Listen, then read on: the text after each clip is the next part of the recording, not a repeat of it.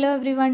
ഇന്ന് നമ്മൾ 10ാം ക്ലാസ്സിലെ ഏറ്റവും പുതിയ 2025 ഇപ്രാവശ്യം മാറിയ 10ാം ക്ലാസ്സിലെ ബയോളജി ടെക്സ്റ്റ് ബുക്കിലെ ആദ്യത്തെ ചാപ്റ്ററാണ് നോക്കാൻ പോകുന്നത്. ജീവശാസ്ത്രം. നമുക്കറിയാം ഇപ്പോൾ നടന്നുകൊണ്ടിരിക്കുന്ന ഒരുപാട് എക്സാംസിന് 10th ലെവൽ എക്സാംസിനൊക്കെ വളരെ ഇമ്പോർട്ടൻ്റ് ആണ് ബയോളജി. അപ്പോൾ ഇതിനകത്തുനിന്ന് ഓൾറെഡി ചില ക്വസ്റ്റ്യൻസൊക്കെ ചോദിച്ചു കഴിഞ്ഞു. നമുക്ക് നോക്കാം ഈ ചാപ്റ്റർ. ടെക്സ്റ്റ് ബുക്കിൽ ഫസ്റ്റ് ഭാഗത്തിൽ 3 ചാപ്റ്റേഴ്സാണുള്ളത്. ജീവൻ്റെ ജനിതകം, പരിണാമത്തിൻ്റെ വഴികൾ, സംവേദനങ്ങൾക്ക് പിന്നിൽ. നമ്മളിപ്പോൾ നോക്കുന്ന ചാപ്റ്റർ നോക്കൂ. ഇപ്രാവശ്യത്തെ ടെക്സ്റ്റ് നോക്കൂ, നല്ല കുറച്ചുകൂടി കളർഫുൾ ആയുള്ള പിക്ചേഴ്സും ഒന്നും കൂടി വളരെ ഭംഗിയാക്കിയിട്ടുണ്ട്. ഈ ജീവൻ്റെ ജനിതകം, ജെനറ്റിക്സായി റിലേറ്റ് ചെയ്ത ചാപ്റ്ററൊക്കെ കഴിഞ്ഞ തവണത്തെ ടെക്സ്റ്റ് ബുക്കിൽ ലാസ്റ്റ് ഭാഗത്തായിരുന്നു ഉണ്ടായിരുന്നത്.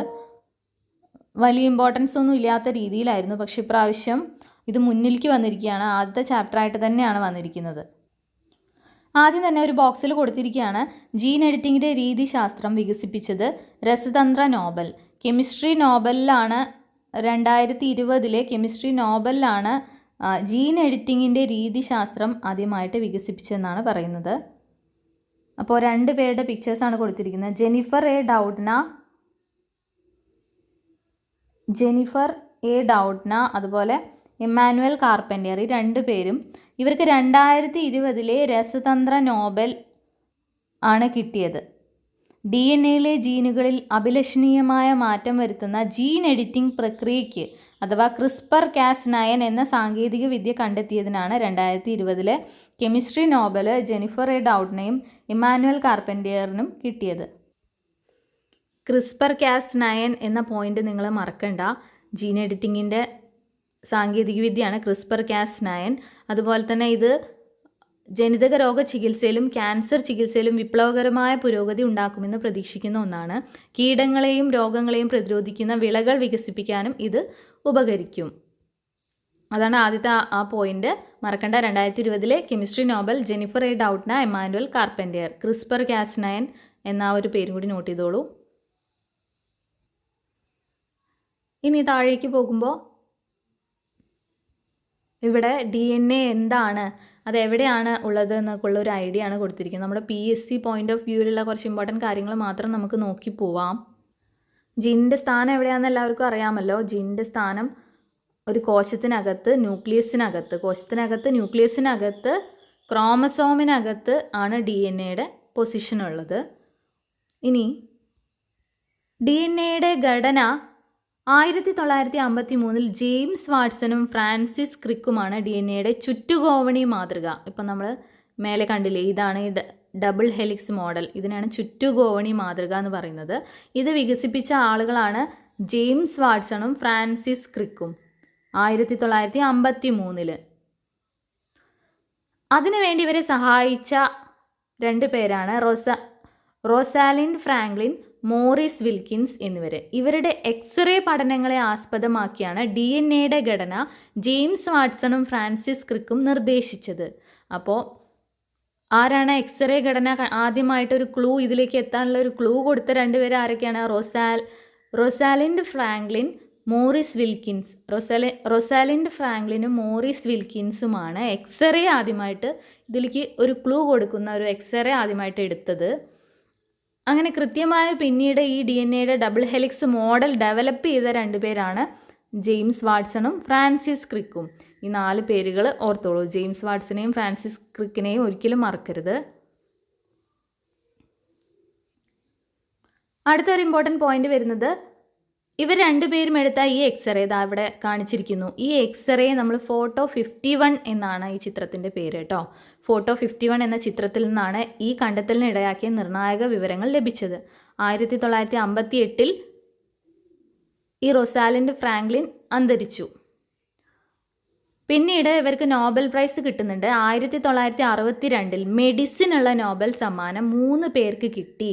ആർക്കൊക്കെയാണ്? James Watson, Francis Crick, Maurice Wilkins. നമ്മൾ നേരത്തെ പറഞ്ഞു റോസാലിൻഡ് ഫ്രാങ്ക്ലിൻ അന്തരിച്ചു എന്നുള്ളത്. അപ്പോൾ ബാക്കിയുള്ള അയാളുടെ കൂടെ എക്സ്റേ എടുക്കാൻ വേണ്ടി കൂടെ ഉണ്ടായിരുന്ന ആളാണ് മോറിസ് വിൽക്കിൻസ്. അപ്പോൾ മോറിസ് വിൽക്കിൻസിനും പിന്നെ DNA ഡബിൾ ഹെലിക്സ് കണ്ടുപിടിച്ചിട്ടുള്ള ജെയിംസ് വാട്സണും ഫ്രാൻസിസ് ക്രിക്കിനും, അങ്ങനെ 3 പേർക്കാണ് 1962 മെഡിസിനുള്ള നോബൽ സമ്മാനം ലഭിച്ചത്. നമുക്കറിയാം ജീവിച്ചിരിക്കുന്നവർക്ക് മാത്രമാണ് നോബൽ സമ്മാനം കൊടുക്കുന്നത്. അതുകൊണ്ട് തന്നെ James Watson, Francis Crick, Maurice Wilkins എന്നിവർക്ക് 1962 മെഡിസിനുള്ള നോബൽ സമ്മാനം ലഭിച്ചു. ഇതാണ് അവരുടെ പിക്ചർ. ഈ റൊസാലിൻഡ് ഫ്രാങ്ക്ലിൻ എന്ന് പറയുന്ന ഒരു ലേഡി ആയിരുന്നു അല്ലേ. ഇതാണ് DNA ഡബിൾ ഹെലിക്കൽ മോഡൽ. അതിനെ നമ്മൾ ഒന്നുകൂടി നിരീക്ഷിച്ചു കഴിഞ്ഞാൽ ഈ കാണിച്ചിരിക്കുന്ന ചിത്രത്തിലുള്ള കാര്യങ്ങളാണ് ഉള്ളത്. ഇതിനകത്ത് ഒരു പഞ്ചസാര തന്മാത്ര എന്ന് പറയുന്നുണ്ട്, അതായത് ഷുഗർ മോളിക്യൂളാണ് ഇത്. പിന്നെ അതിനോട് ബന്ധപ്പെട്ടൊരു ഫോസ്ഫേറ്റ് തന്മാത്രയുണ്ട്. പിന്നെ കൂടാതെ നമ്മുടെ നൈട്രജൻ ബേസുകളും ATGC എന്ന ജോഡി ചേർന്നിട്ടിരിക്കുന്ന എന്താണ് adenine, T thymine, G guanine, C cytosine, ATGC എന്നിങ്ങനെ മാത്രമേ അവർ പെയറാവുള്ളൂ. ATGC അല്ലാതെ മാറിയിട്ടൊരു പെയറാവില്ല. അടുത്തത് ന്യൂക്ലിയോടൈഡ് എന്താണെന്നാണ് പറയുന്നത്. DNA അടിസ്ഥാന നിർമ്മാണ ഘടകമാണ് ന്യൂക്ലിയോടൈഡ്. നമ്മളിവിടെ കണ്ടില്ലേ ഇത്രയും കാര്യങ്ങൾ. ഇതാണ് ന്യൂക്ലിയോടൈഡ്. ഓരോ ന്യൂക്ലിയോടൈഡും ഒരു ഡിയോക്സി റൈബോസ് പഞ്ചസാര, നമ്മൾ നേരത്തെ ഇവിടെ പഞ്ചസാര എന്ന് മാത്രമേ പറഞ്ഞുള്ളൂ, പക്ഷേ DNA ഉണ്ടായിരിക്കുന്ന പഞ്ചസാരയാണ് ഡിയോക്സി റൈബോസ് പഞ്ചസാര. ഡിയോക്സി റൈബോസ് ഷുഗറാണ് DNA നമ്മൾ RNA പഠിക്കുന്ന സമയത്ത് അവിടെ റൈബോസ് ഷുഗർ ആയിരിക്കും. DNA deoxy ribose ഷുഗറാണ്.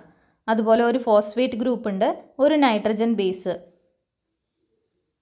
ഇത്രയും അടങ്ങിയ ഈ ഒരു ഭാഗത്തെയാണ് നമ്മൾ എന്ത് പറയുന്നത്, ന്യൂക്ലിയോടൈഡ് എന്ന് പറയുന്നത്. ഞാൻ നേരത്തെ പറഞ്ഞത് തെറ്റിപ്പോയി കേട്ടോ. അത് മൊത്തത്തിലല്ല, ഇത്രയും ഭാഗം ഒരു ന്യൂക്ലിയോടൈഡ് ബേസ്, ഒരു ഷുഗർ, ഒരു ഫോസ്ഫേറ്റ്. ഈ ഒരു ഫോസ്ഫേറ്റ് ഇല്ല, ഇങ്ങനെ ഇത്രയും ഭാഗങ്ങളെ ചേർന്നതിനെ, ഈ ഒരു ബേസിക് യൂണിറ്റിനെയാണ് നമ്മൾ എന്ത് പറയുന്നത്, ഒരു ന്യൂക്ലിയോടൈഡ് എന്ന് പറയുന്നത്. ഇവിടെ കൊടുത്തിട്ടുണ്ട്, ഇതാണൊരു ന്യൂക്ലിയോടൈഡ്. ഈ ന്യൂക്ലിയോടൈഡിനകത്ത് നിങ്ങൾക്ക് നോക്കിക്കഴിഞ്ഞാൽ ഇവിടെ കാണാം, ഇതാണ് sugar, deoxy ribose sugar. 5 carbon ഷുഗറാണ്. ഇവിടെ 5 കാർബൺ, ഇവിടെ ഒരു കാർബൺ, ഇവിടെ ഒന്ന്, ഇവിടെ ഒന്ന്, ഇവിടെ ഒന്ന്, ഇവിടെ ഒന്ന്, അങ്ങനെ 5 കോർണേഴ്സിൽ 5 കാർബൺ ഉണ്ട്. അതിൽ ഒന്നുമായിട്ട് ഇവിടെ ഒരു നൈട്രജൻ ബേസും ഒന്നുമായിട്ട് ഇവിടെ ഒരു ഫോസ്ഫേറ്റ് ഗ്രൂപ്പും ബന്ധിപ്പിച്ചിരിക്കുകയാണ്. അപ്പോൾ ഇതിനെ മൊത്തത്തിൽ പറയുന്നതാണ് എന്ത്, ന്യൂക്ലിയോടൈഡ്. അടുത്ത പേജിലേക്ക് വരുമ്പോൾ അവിടെ DNA വലുപ്പത്തെക്കുറിച്ചാണ് പറയുന്നത്. ഓരോ ക്രോമസോമിലെയും DNAക്ക് ഏകദേശം 2 ഇഞ്ച്, ഓരോ ക്രോമസോമിലെയും DNAക്ക് ഏകദേശം 2 ഇഞ്ച് അഥവാ 5 സെൻറ്റിമീറ്റർ നീളമുണ്ടാകും. ഒരു മനുഷ്യകോശത്തിലെ 46 ക്രോമസോമുകളിലെയും DNAകൾ ചേർന്നാൽ ഏകദേശം 6 അടി നീളം വരും, 2 മീറ്ററോളം നീളം വരും. മനുഷ്യ ശരീരം ട്രില്യൺ കണക്കിന് കോശങ്ങളാൽ നിർമ്മിതമാണ്. എല്ലാ കോശങ്ങളിലെയും DNAകളെ കൂട്ടി യോജിപ്പിച്ചാൽ അത് ഏകദേശം 67 ബില്യൺ, അതായത് 1 ബില്യൺ എന്ന് പറയുന്നത് 100 കോടി ആണ്. അപ്പം നമ്മൾ 67 ബില്യൺ മൈലായിരിക്കും എല്ലാ DNAകളെയും കൂട്ടി യോജിപ്പിച്ചാൽ അതിൻ്റെ ലെങ്ത് എന്ന് പറയുന്നത്. ഇത് ഭൂമിയെ ഏകദേശം 2 ദശലക്ഷത്തിലധികം തവണ ചുറ്റാൻ പര്യാപ്തമാണ്. ഓരോ ക്രോമസോമിലെയും DNAക്ക് ഏകദേശം 2 ഇഞ്ച് ഉണ്ട് എന്നുള്ളത് ഇമ്പോർട്ടൻ്റായി മനസ്സിലാക്കി വെച്ചാൽ മതി. എല്ലാം കൂടി ആലോചിക്കുമ്പോൾ കൺഫ്യൂഷൻ ആയിരിക്കും കുട്ടികളെ.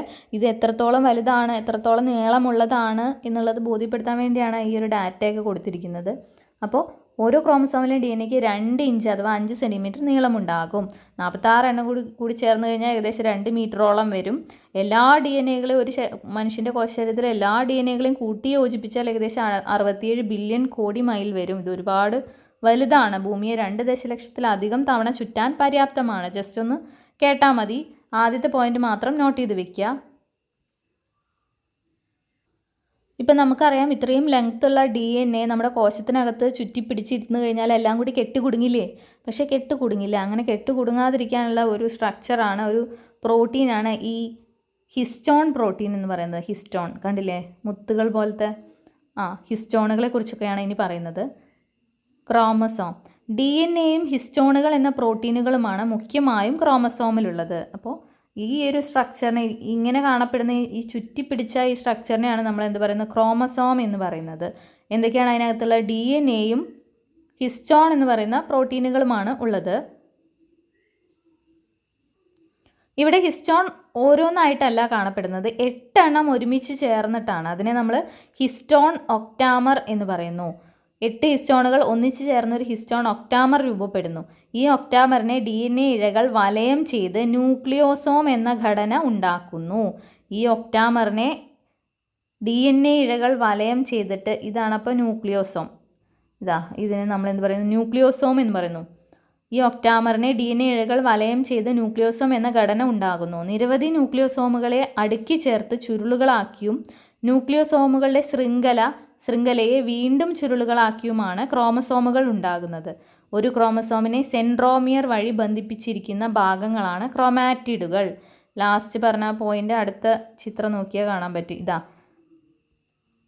ഇതാണ് സെൻട്രോമിയർ. അപ്പം നമ്മൾ പറഞ്ഞു ഇങ്ങനെ ഒരുപാട് അടുക്കുകളാക്കി യോജിപ്പിച്ച് വെച്ചിട്ടുള്ളതാണ് ഒരു ക്രോമസോം. ഈ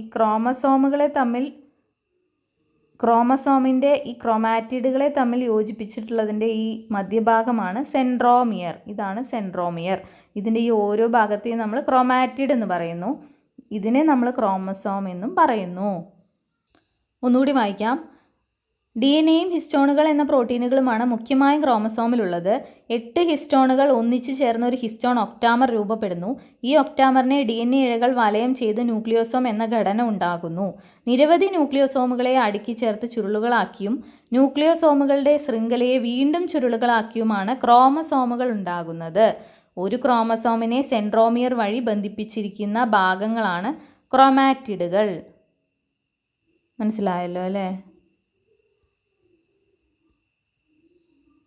ഇതാണ് ക്രോമസോം. ഈ ക്രോമസോമുകളുടെ 4 ഭാഗങ്ങളാണ് ഈ ക്രോമാറ്റിഡുകൾ. ഈ ക്രോമാറ്റിഡുകളെ ബന്ധിപ്പിച്ച് വെച്ചിരിക്കുന്ന ഭാഗമാണ് എന്ത്? സെൻട്രോമിയർ. ഇതാണ് സെൻട്രോമിയർ. ഓക്കെ അല്ലേ? സെൻട്രോമിയർ. അടുത്ത പേജിലേക്ക് പോയി കഴിഞ്ഞാൽ വളരെ ഇമ്പോർട്ടൻ്റ് ആയിട്ടുള്ള ഒരു ചാർട്ട് പോലെ കൊടുത്തിട്ടുണ്ട്. ഇത് വളരെ ഇമ്പോർട്ടൻ്റ് ആണ്. മനുഷ്യരിലെ ക്രോമസോമുകൾ 2 തരത്തിലാണ്. നമുക്കറിയാം, സ്വരൂപ ക്രോമസോമുകൾ അഥവാ സൊമാറ്റിക് ക്രോമസോംസും ലിംഗനിർണയ ക്രോമസോമുകൾ അഥവാ സെക്സ് ക്രോമസോംസും. സ്വരൂപ ക്രോമസോമുകളും സെക്സ് ക്രോമസോംസും. എന്താണ് സ്വരൂപ ക്രോമസോമുകൾ? ശാരീരിക സവിശേഷതകളെ നിയന്ത്രിക്കുന്ന ക്രോമസോമുകളാണ് സ്വരൂപ ക്രോമസോമുകൾ. നമ്മുടെ ശരീരത്തിൻ്റെ സവിശേഷതകളെ നിയന്ത്രിക്കുന്നവ. 22 ജോഡി സ്വരൂപ ക്രോമസോമുകളാണുള്ളത്. നമുക്ക് 22 ജോഡി സ്വരൂപ ക്രോമസോമുകളാണുള്ളത്. ഒരുപോലെയുള്ള 2 ക്രോമസോമുകൾ ചേർന്നതാണ് സമരൂപ ക്രോമസോമുകൾ. കണ്ടില്ലേ? ഇത് ഒന്ന്, ഇത് ഒന്ന്. ഇതാണ് നമ്മുടെ സമരൂപ ക്രോമസോം അഥവാ ഹോമോലോഗസ് ക്രോമസോം എന്ന് പറയുന്നത്. ഇങ്ങനെയുള്ള 22 ജോഡി, ഇവിടെ നോക്കിയേ, 1, 2, 3 എന്ന് പറഞ്ഞ് 22 ജോഡി കാണാൻ പറ്റില്ലേ? അതാണ് എന്ത്? സ്വരൂപ ക്രോമസോമുകൾ. ഇവയിൽ ഒന്ന് മാതാവിൽ നിന്നും മറ്റൊന്ന് പിതാവിൽ നിന്നും ലഭിച്ചതാണ്.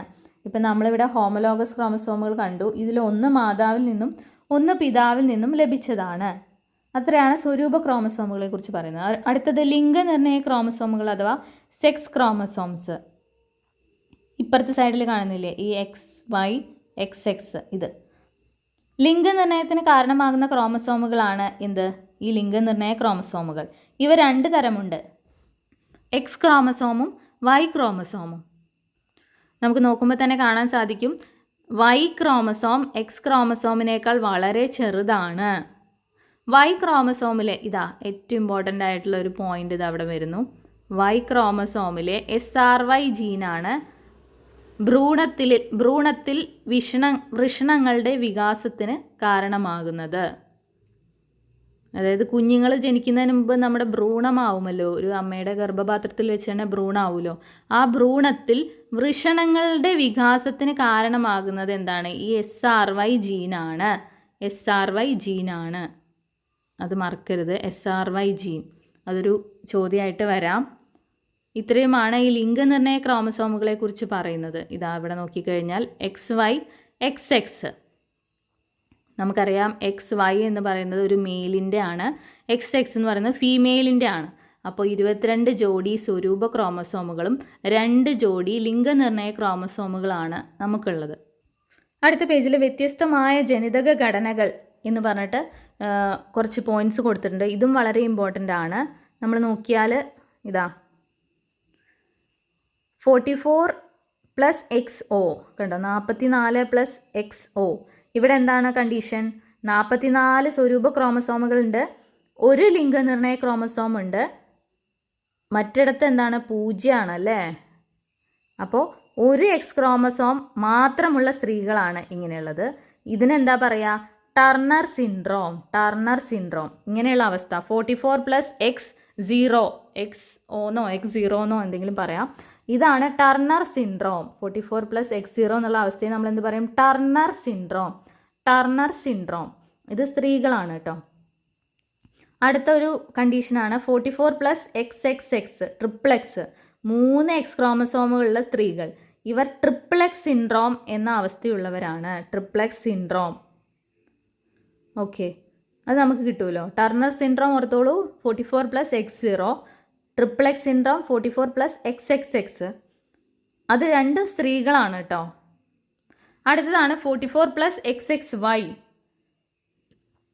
ഇവിടെ എന്താണ്? 2 എക്സ് ക്രോമസോമുകളും ഒരു വൈ ക്രോമസോമുള്ള പുരുഷന്മാർ. ഇവരെന്താണ്? പുരുഷന്മാരാണ്. ഈ സിൻഡ്രത്തിനെ നമ്മൾ എന്ത് പറയും? ക്ലൈൻഫെൽറ്റർ സിൻഡ്രോം. 44+XXY എന്ന കണ്ടീഷനുള്ള പുരുഷന്മാർക്കുള്ള കണ്ടീഷനാണ് ക്ലൈൻഫെൽറ്റർ സിൻഡ്രോം. അടുത്തത് 44+XYY.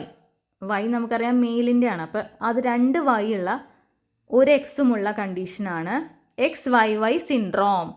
ഇത് ഓർക്കാൻ എളുപ്പമാണ്. ഇവരും പുരുഷന്മാരാണ്. ആദ്യം പറഞ്ഞ 2 പേര് സ്ത്രീകളാണ്, പിന്നെ പറഞ്ഞവർ പുരുഷന്മാരാണ്.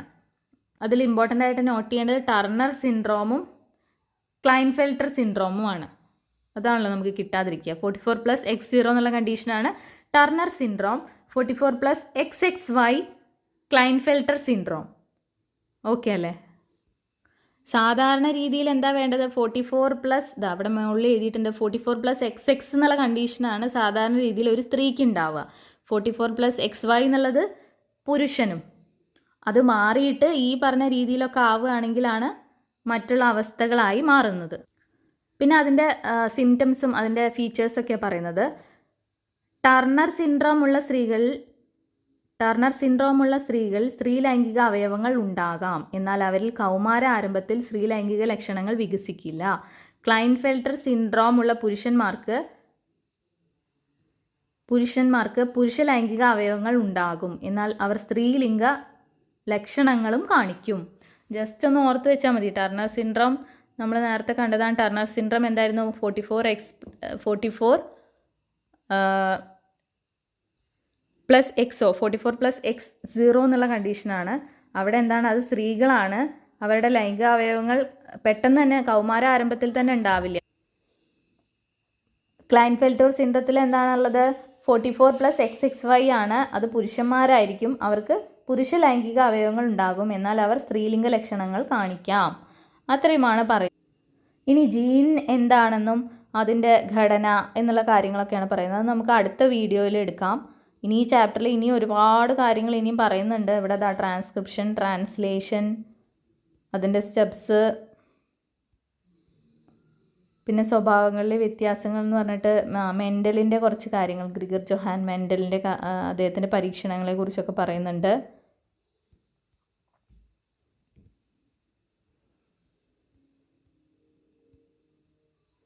അദ്ദേഹത്തിൻ്റെ എക്സ്പെരിമെൻറ്റ്സ് ആണ് ഈ കാണുന്നതൊക്കെ.